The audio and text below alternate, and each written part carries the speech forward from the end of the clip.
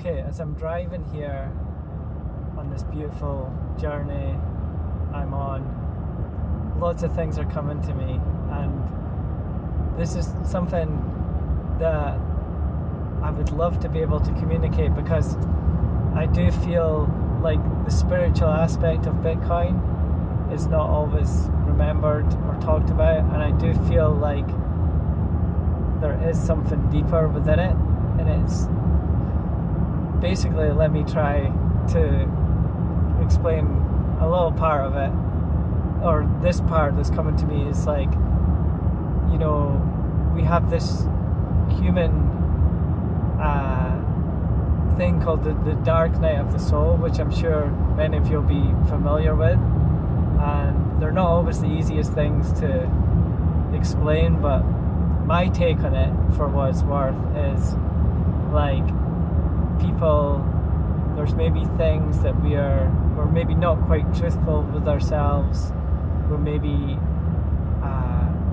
hiding things, we maybe build ourselves up into being a certain way with the ego, or we're maybe pretending, putting on a mask, or just not quite allowing ourselves to be completely authentic and truthful with ourselves and others. And there becomes a point where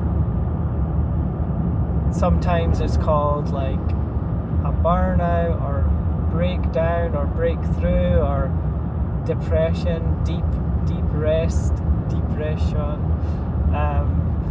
and it's like we can sometimes it can be painful to like dissolve a lot of these illusions and these stories that we maybe didn't tell ourselves, or things that we didn't face. But it's also necessary for the transformation, for us to go through this pain, and for us to go through this, for the truth to emerge. You need to kind of burn away a lot of these old things that we're carrying. Sometimes it's guilt and shame, and you have to release it and let go. And hopefully that kind of explains the process. Also, it's to do with, like, I think it was Carl Jung that, you know, that used to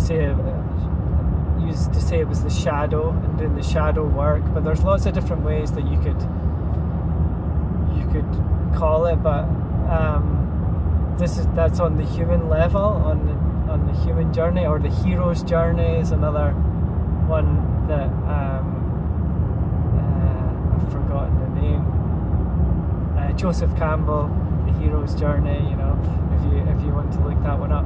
But I think Bitcoin is also going through this, or maybe in every cycle, but certainly now I get the feeling where there's a lot of maybe unsavory characters that have been connected to Bitcoin in the past, or certain agendas with the hierarchy at Bitcoin Core and the code, and things like everybody pulling Bitcoin in different directions with different, you know, the finance trying to use it for speculation, and then you've got like the other cryptocurrencies and things that are mixing up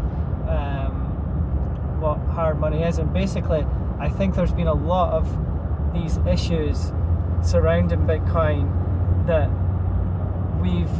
sometimes they get neglected when the price is going up and everything looks great from the outside, and you know, but there's always like a deeper side to things and more work to be done. And I feel like during this crash, which yes, some of it for sure is manipulated, and unfortunately that's what, you know, it looks like some of these big players can do it, but also it's still in line with this with the natural 4-year cycle. So I believe that this is it's always a healthy thing for us for this darkness to come to light, for these issues that we have to fully understand them and realize that we can be part of the solution, and to understand to get back to the underlying truth of Bitcoin, which is it's money. It's the most uncorruptible money human have ever had since civilizations began, and basically that's what we're here for. We're here to keep it strengthened, so it doesn't really mean the price is an indicator in terms of the markets. I'm not going to say the price completely doesn't matter, but there's other things that are more important, like the strength of the network with the hash power, the decentralization of nodes, the merchants who are onboarding with it, so the adoption.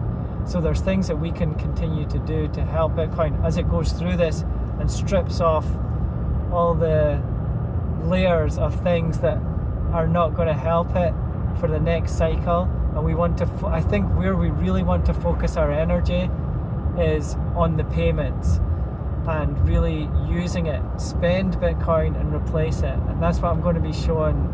That's what I really want to focus on in my videos. It's like building back up with that light and that vision that Bitcoin can help everybody get on board with this rising currency that we can choose to opt out of the old system and opt into this new system. Yes, it's not perfect. Yes, there will be more challenges, and we're still in the middle of challenges, but let's not shy away from them. Let's not pretend it's all about the price. Let's not pretend it's all about that everything's perfect. We can work through it all together. That's why we have many smart minds, good hearts, many people who are invested in this space, and many people who want it really to succeed and be the future, where a fairer future for everybody. So that's what's coming to me now.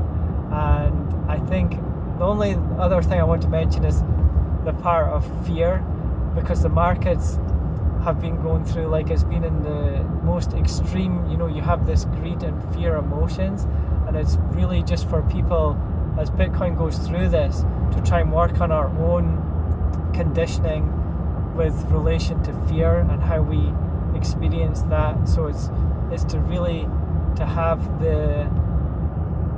understand that fear is a good time to trying to flip the charts between fear and greed, and try and go more into the fear, because fear has never done you any harm.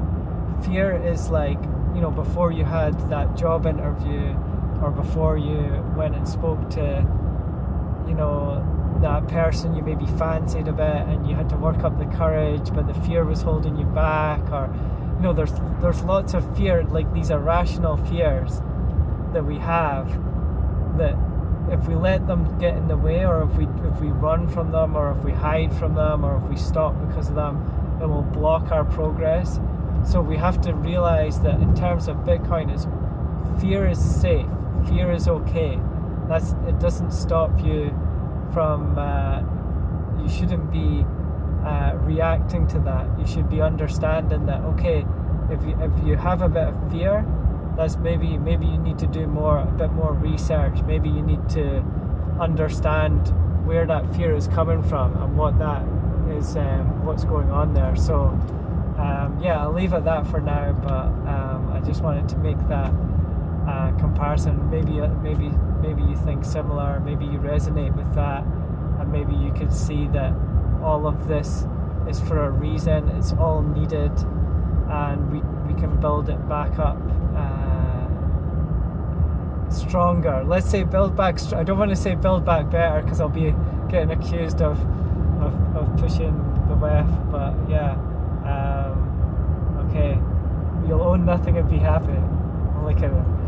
Okay, see you in the next one. Ciao, guys.